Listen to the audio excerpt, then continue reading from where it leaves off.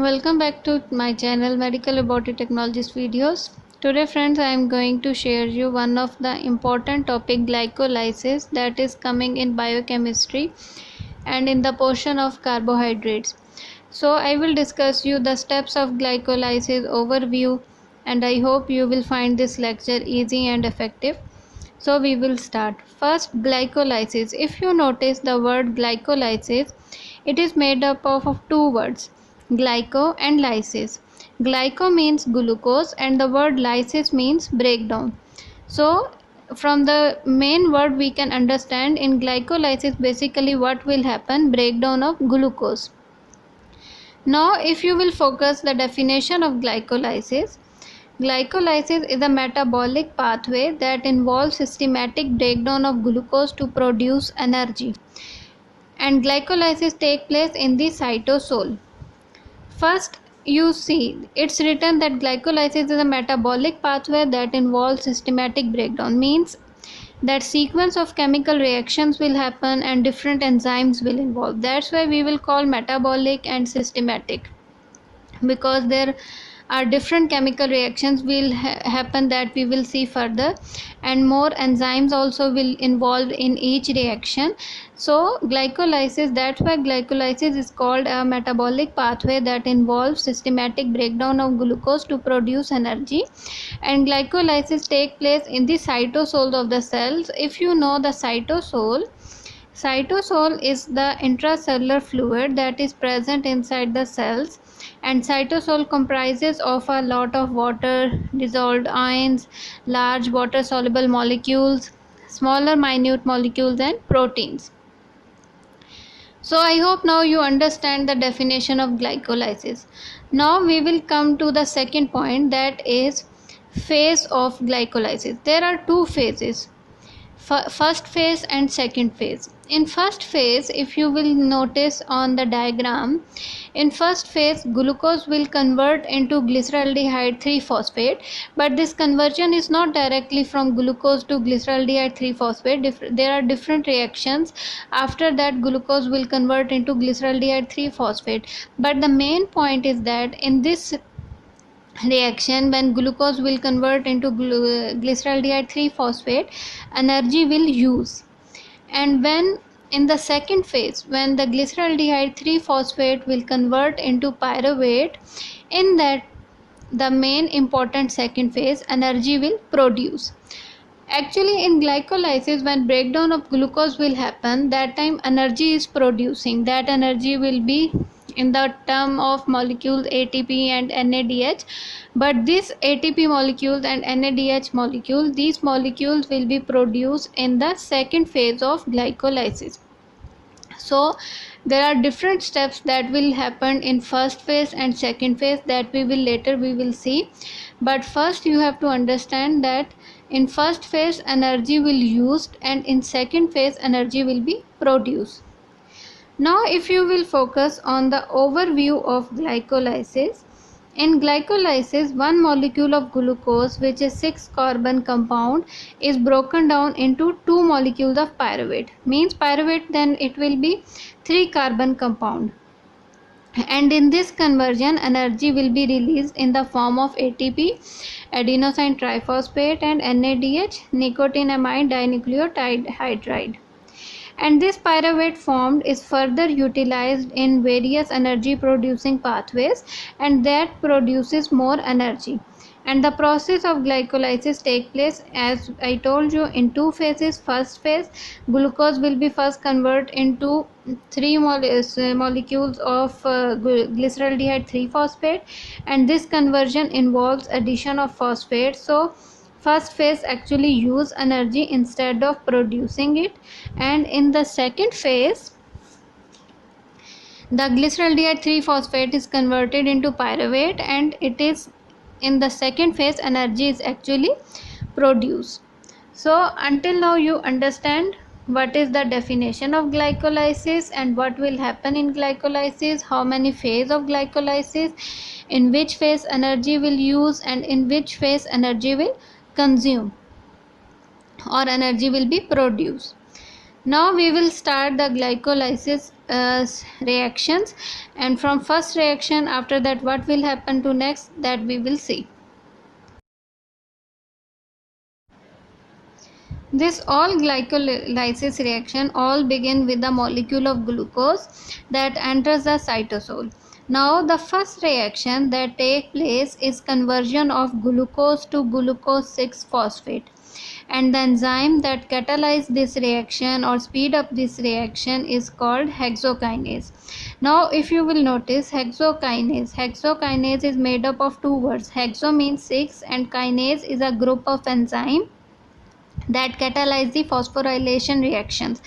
Any word if at the end it's written ASE, it means that is enzyme. So the hexokinase enzyme will be used in first reaction, and so the enzyme hexokinase transfer a molecule of phosphate from ATP to glucose and converts the glucose to glucose 6-phosphate. So in this energy will consume. In this reaction, ATP is converted into a molecule of ADP, and hence it utilizes one molecule of ATP. So the next reaction will be, in next reaction if you will see, glucose 6-phosphate is converted into the isomer, the fructose 6-phosphate, by the enzyme isomerase, and in this reaction only this conversion will happen. There will be no energy usage, only glucose first glucose will convert to glucose 6-phosphate, and in this reaction with the help of isomerase, glucose 6-phosphate will convert into fructose 6-phosphate. In the next step, fructose 6-phosphate is converted to fructose 1,6-bisphosphate, that is addition of another phosphate group, and as the first carbon of fructose ring, this reaction is catalyzed by the enzyme phosphofructokinase enzyme. So from the first fructose 6-phosphate you can remember the enzyme name also, and that phosphofructokinase enzyme is another kinase enzyme which transfer a group of phosphate and from ATP. So in this reaction also you will see ATP will be used to fructose 6-phosphate, and again ATP will convert into ADP, and then you can see another ATP will be utilized in the reaction, means in first phase you notice again one more ATP is used. Next, fructose 1,6-bisphosphate is divided into two molecules. Now you will see fructose 1,6-bisphosphate converted into two molecules, glyceraldehyde 3-phosphate and dihydroxyacetone phosphate, and these both are 3 carbon compound, and the enzyme that is used in this reaction or catalyze this reaction is called aldolase, and these all reactions now compose the first phase of glycolysis, and now you can see also that energy is utilized in this process in the form of 2 ATPs. Now this is the first phase of glycolysis. In first phase you see that glucose is converted into glucose 6-phosphate, and in this first step there will be addition of phosphate group, and there is usage of utilization of ATP that is converted into ADP, and then glucose 6-phosphate converted into fructose 6-phosphate with the help of enzyme isomerase, and then fructose 6-phosphate is converted into fructose 1,6-bisphosphate, and there will be again utilization of one more ATP, and enzyme that involved in this reaction was phosphofructokinase, and later you saw fructose 1,6-bisphosphate converted into glyceraldehyde 3-phosphate and dihydroxyacetone phosphate with the help of enzyme aldolase. Actually the glyceraldehyde 3-phosphate and dihydroxyacetone phosphate, they both are equally they have equal characteristics, but in glycolysis glyceraldehyde 3-phosphate will be used to start the process, or we can say that glyceraldehyde 3-phosphate will be used in the second phase. Now we will see second phase of glycolysis, what steps and what reactions are involved. Now in second phase glyceraldehyde 3-phosphate is further utilized as in the process of glycolysis, and in next reaction the glyceraldehyde 3 phosphate will be converted into 1,3-bisphosphoglycerate, and this involves addition of phosphate group also at the first position of phosphoglycerate, and the enzyme that catalyzes this reaction is glyceraldehyde 3 phosphate dehydrogenase. There I written short name, that is abbreviated as glyceraldehyde 3 phosphate dehydrogenase. And in this reaction you see nicotinamide adenine NAD, which is the coenzyme, is reduced to NADH, and which is further utilized in the electron transport chain to produce more energy. And also this reaction utilizes a molecule of inorganic phosphate. Coenzyme, as you know, coenzyme is a non-protein compound that is necessary for the functioning of an enzyme. They cannot by themselves catalyze reaction, but they can help enzyme to do so, like NAD, FAD. These all are coenzymes. After that, 1,3-bisphosphoglycerate is converted to 3-phosphoglycerate by the enzyme phosphoglycerate kinase. Now, as from the product also you can remember enzyme name, that phosphoglycerate kinase, and this kinase enzyme transfer the phosphate group at the first position of phosphoglycerate to adenosine diphosphate, and in this process molecule of ATP is produced. So here you can see energy is produced. And next 3-phosphoglycerate is converted to 2-phosphoglycerate, and the enzyme that catalyzes this reaction is phosphoglycerate mutase. And next you can see that 2-phosphoglycerate is converted to phosphoenol pyruvate, and the enzyme that involves is enolase. And now from enol you can remember that enzyme name also, phosphoenol pyruvate. From there you can remember enzyme.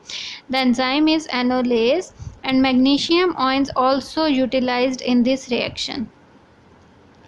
Now in last step or last reaction, phosphoenol pyruvate is converted to pyruvate by the enzyme pyruvate kinase, and this is the second phase of glycolysis where the final product is produced, pyruvate. So this is the second phase. In second phase, as you see, NADH, 2 and 2 molecules of ATPs are produced, and so energy is produced in second phase while the energy was utilized in the first phase. So this was the complete cycle of glycolysis that started from glucose, and end product is pyruvate, and glucose was 6 carbon compound and pyruvate is 3 carbon compound. Now I hope you will remember the main points, that what is glycolysis, how many phase involve glycolysis, and in first phase how many reactions, second phase how many reactions. So I hope you enjoyed this lecture and you understand this lecture, and I will meet with you with new lecture. Until that, take care so much.